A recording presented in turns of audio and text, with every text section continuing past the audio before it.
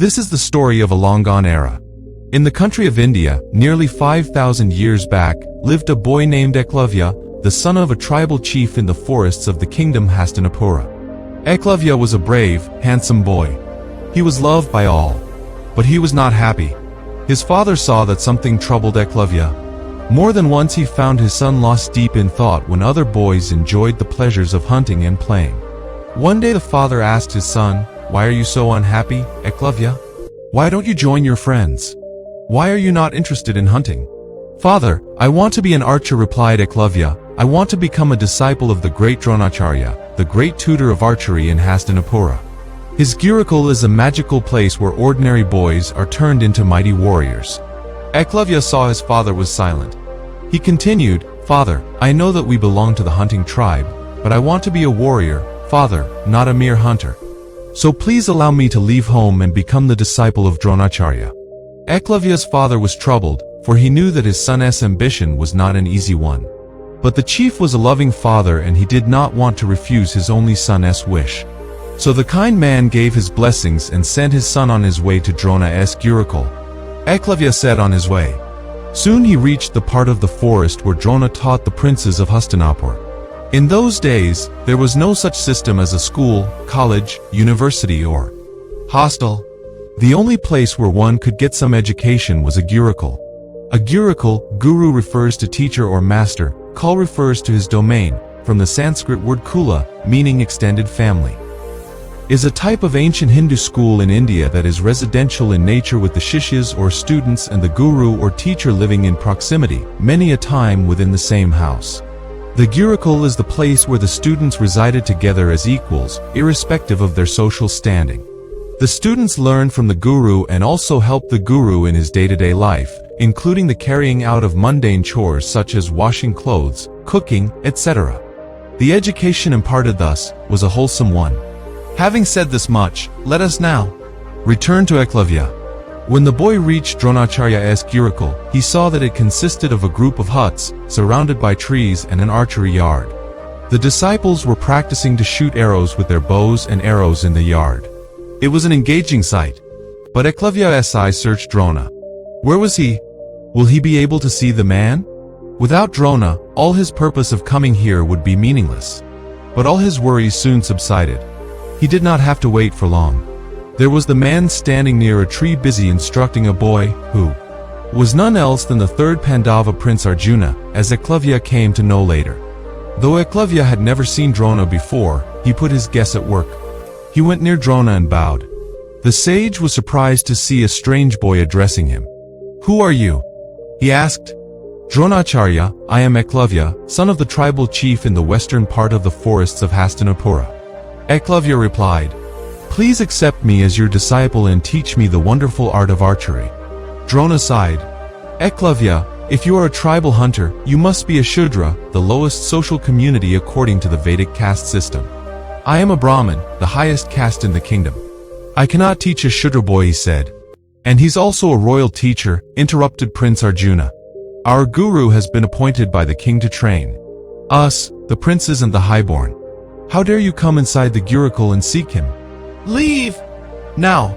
He spat out, looking enraged that Eklavya had disturbed his practice. Eklavya was stunned at Arjuna's behavior. He himself was the son of the chief of his clan, but he never insulted anyone below him in such a way. He looked at Drona for some kind of support, but the sage remained silent. The message was loud and clear. Dronacharya also wanted him to leave.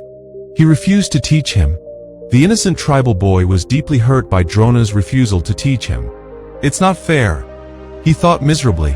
"God has given knowledge to all, but man alone differentiates his kind."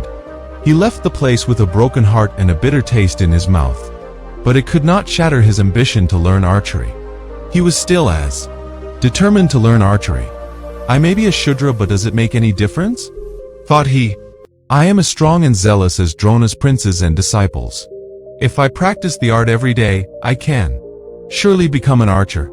Eklavya reached his own forests and took some mud from a nearby river. He made a statue of Dronacharya and selected a secluded clearing in the forests to place it. Eklavya did this because he faithfully believed that if he practiced before his guru, he would become an able archer. Thus, though his guru shunned him, he still held him in high esteem and thought of him as his guru. Day after day, he took his bow and arrow, worshipped the statue of Drona and started practice. In time, faith, courage, and perseverance transformed Eklavya the mere tribal hunter into Eklavya the extraordinary archer. Eklavya became an archer of exceptional prowess, superior even to Drona's best pupil, Arjuna. One day while Eklavya is practicing, he hears a dog barking. At first the boy ignored the dog, but continuous disturbance in his practice angered him. He stopped his practice and went towards the place where the dog was barking. Before the dog could shut up or get out of the way, Eklavya fired 7 arrows in rapid succession to fill the dog's mouth without injuring it. As a result, it roamed the forests with its mouth opened. But Eklavya was not alone in his practice. He was unaware of the fact that just some distance away, the Pandava princes were also present in that area of the forest. As fate would have it, that day, they had come with their teacher, Drona, who was instructing them about some finer points of archery by making them learn in the real-life condition of the open jungle. As they were busy practicing, they suddenly chanced upon the stuffed dog, and wonder who could have pulled off such a feat of archery. Drona was amazed too. Such an excellent aim can only come from a mighty archer. He exclaimed. He told the Pandavas that if somebody was such a good archer, then he surely needed to be met. The practice was stopped and together they began searching the forest for the one behind such amazing feat. They found a dark-skinned man dressed all in black, his body besmeared with filth and his hair in matted locks. It was Eklavya. Dronacharya went up to him. Your aim is truly remarkable. Drona praised Eklavya and asked, from whom did you learn archery? Eklavya was thrilled to hear Drona's praises. How surprised he will be if he told Drona that he, in fact, was his guru. From you, my master. You are my guru, Eklavya replied humbly. Your guru? How can I be your guru? I have never seen you before. Drona exclaimed in surprise. But all of a sudden he remembered something. He remembered about an eager boy who had visited his gurukul several months ago. Now I remember, said he. Are you not the same hunter boy whom I refused admission in my gurukul some months back? Yes, Dronacharya, replied the boy. After I left your gurukul, I came home and made a statue like you and worshipped it every day. I practiced before your image. You refused to teach me, but your statue did not. Thanks to it, I have become a good archer. Hearing this, Arjuna became angry. But you promised me that you'd make me the best archer in the world. He accused Drona. Now how can that be? Now a common hunter has become better than me. The other princes remembered their master frequently praising Arjuna that he had immense talent and will be the greatest archer in the kingdom. They waited with bated breath. What will their teacher do now? Unable to answer Arjuna's question, Drona remained silent.